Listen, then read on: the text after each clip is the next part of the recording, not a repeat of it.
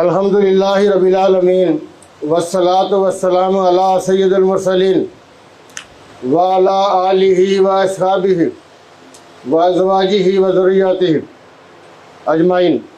आप सबसे गुजारिश है कि आप में से जो लोग मेरे साथ दुरूद इब्राहिम में शामिल हो सके।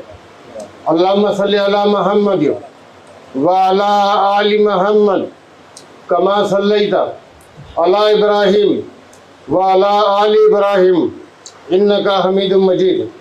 अल्लाहुम्मा बारिक अला मुहम्मद व अला आलि मुहम्मद कमा बारकता अला इब्राहिम व अला आलि इब्राहिम इन्नका हमीदुम मजीद।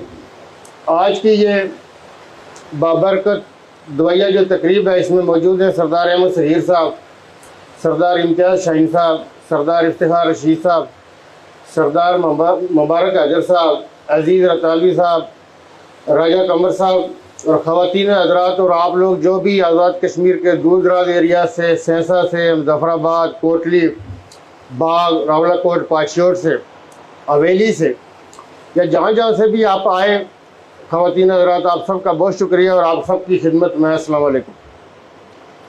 जैसा कि स्टार्टिंग में तारफ़ में सरदार इफ्तिखार रशीद साहब ने बताया कि एक हमारा प्रोग्राम ये था कि आज हम सरदार कमर ज़मान खान साहब जो आज़ाद कश्मीर का एक जय्यद नाम है, सरदार कमर ज़मान खान साहब पहली दफ़ा 1990 में जब राजा मुमताज़ हुसैन राठौर साहब की हुकूमत बनी तो उसमें वज़ीर तालीम वो बने और उसके बाद मुतअद्दिद वजारतें उनके पास रही, हेल्थ उनके पास रहा, तालीम उनके पास रहा, एजुकेशन उनके पास रहा और वो अपोजिशन लीडर भी रहे।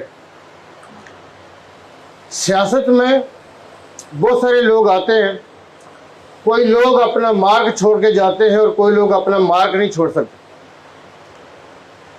सरदार कमर ज़मान खान साहब का जब नाम आता है, उस नाम के साथ एक जो जुड़ी है, जो मैं हमेशा ये कहता हूँ कि जो सुन्नत हुसैन है, इमाम आली मकाम ने दीन की गैरत और हामियत के लिए जान दी थी।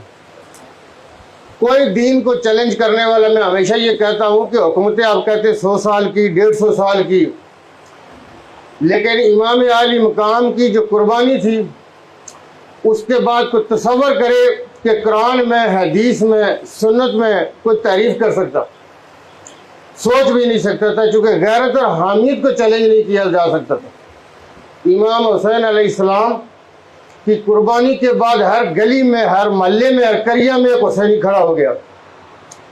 अल्लाह ताला ने कहा था कि इस जिक्र को हमने उतारा, हम इसके महफूज़ हैं, चूँकि अल्लाह के नज़दीक सामने करबला था। अहले बैत की कुर्बानी ने दीन को क़यामत तक महफूज कर दिया। यजीदी ताकतें हूँ उसको चैलेंज करते हैं हुसैनी। गैरत अहमियत बड़ी चीज़ है। और जब आप सरदार कमर ज़मान खान का भी नाम लेते हैं तो आज़ाद कश्मीर की सियासत में गैरत और हामियत सामने आती है। मैंने बेशुमार ऐसे लोगों के साथ मेरी मुलाकात रही है जो ये कहते हैं कि सरदार कमर ज़मान खान झूठ नहीं बोलता, मुनाफ़िक़त नहीं करता, जिसके साथ होता है सामने से होता है।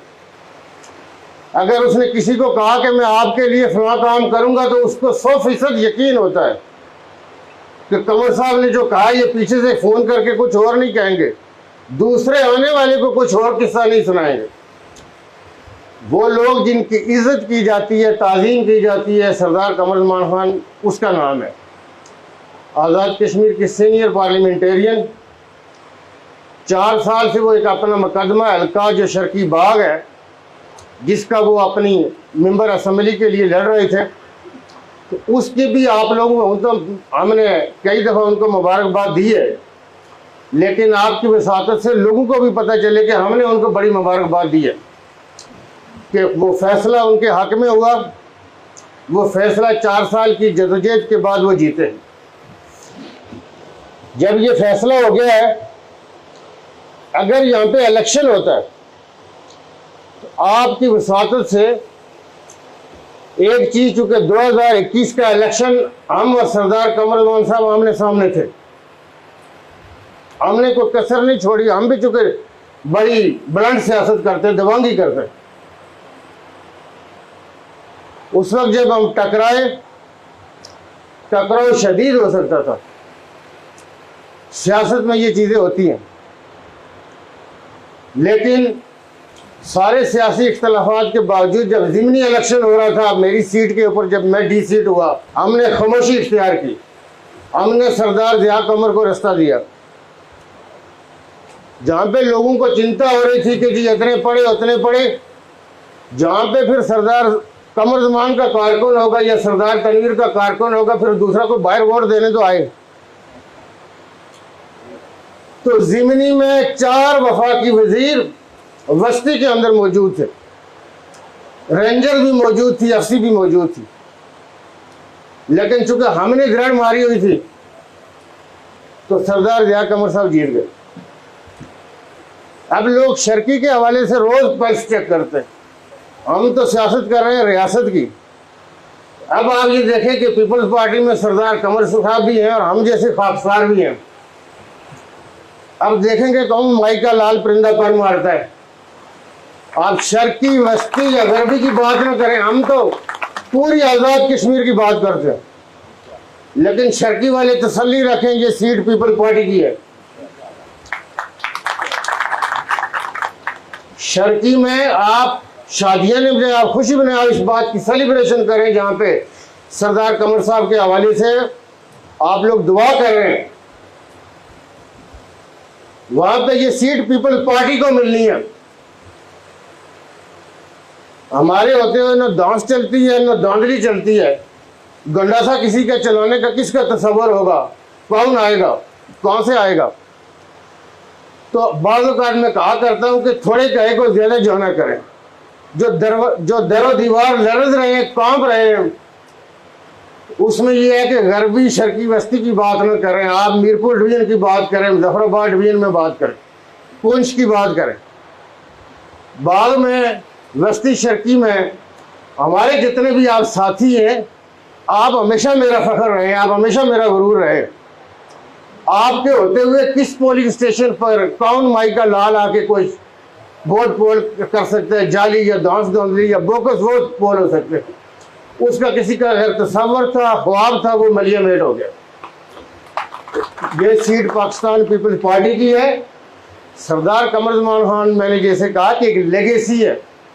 असल बात ये होती है कि जब आप सियासत में आते हैं तो लोग अपना आपके पीठ पीछे अपना कितना इज्जत और वकार के साथ आपका नाम लेते हैं। तो मैंने उन लोगों को देखा, वो किसी कबीले से हो, वो सरदार कमर ज़मान के बारे में कभी नहीं कहेंगे कि ये मुनाफिक आदमी है। हो सकता है कोई ये कह दे कि ये यहाँ पे मेरा बंदा लगना चाहिए था, वो नहीं लग सका, लेकिन कोई ये नहीं कहेगा कि मेरे साथ कभी झूठ बोलना था, मुझे कोई आस दी थी, कोई लारा दिया था। तो सरदार कमर ज़मान खान साहब की जो मैंने कबूलियत आम देखी, ये पिछले 4-6 दिनों से जब वो अस्पताल में थे, आपने उनका वीडियो मैसेज भी देखा। हर कबीले के लोग वहाँ पे बाग में कतई नजर इसके कि जी सरदार कमर ज़मान किसी एक कबीले को रिप्रेजेंट करते।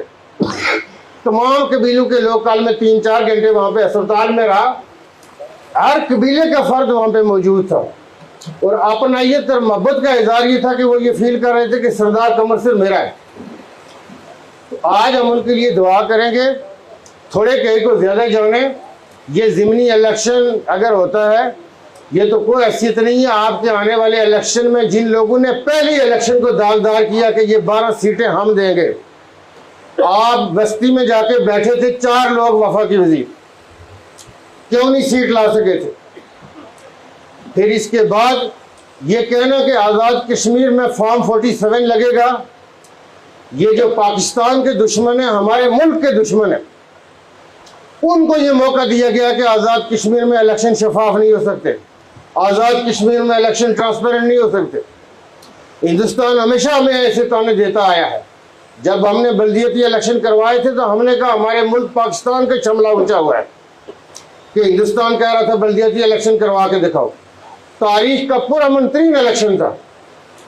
तो ये कहना कि आज़ाद कश्मीर में फॉर्म 47 लगेगा एमकू की जन्नत में रहने के मुतरादिफ है, या 12 सीटें कोई थोक में टोकरी में डाल के कोई ले जाएगा, यह भी कोई एमकू की जन्नत में रहता होगा। पाकिस्तान पीपल्स पार्टी के मैंडेट के ऊपर वफाकी हुकूमत खड़ी है। पाकिस्तान पीपल्स पार्टी एक ऐलान करे वफाकी हुकूमत रहती है। और आप जिस पार्टी के मैरान मिन्नत हुकूमत में हूँ और आप ये कहें कि हम 12 सीटें टोकरी में डाल के किसी को दे देंगे, महाजरीन सारे इधर आ जाएंगे, ऐसा हमारे होते हुए नहीं होगा। हर पार्टी को उसका हिस्सा बकदर जैसा के मुताबिक कंपनसेट किया जाएगा, किसको क्या मिलना है। ये ऐसी धौंसलियाँ बदमाशियाँ सियासत में नहीं चलेंगी। हर किसी को रास्ता देना पड़ता है, उसका ड्यू राइट भी देना पड़ता है। तो हम दुआ की तरफ जाते हैं, इस थोड़े कहे को ज़्यादा जाने। जिन तक पैगाम यही था कि ये सीट पीपल पार्टी की है, ये आप लोगों की, आपको एडवांस में मुबारक हो।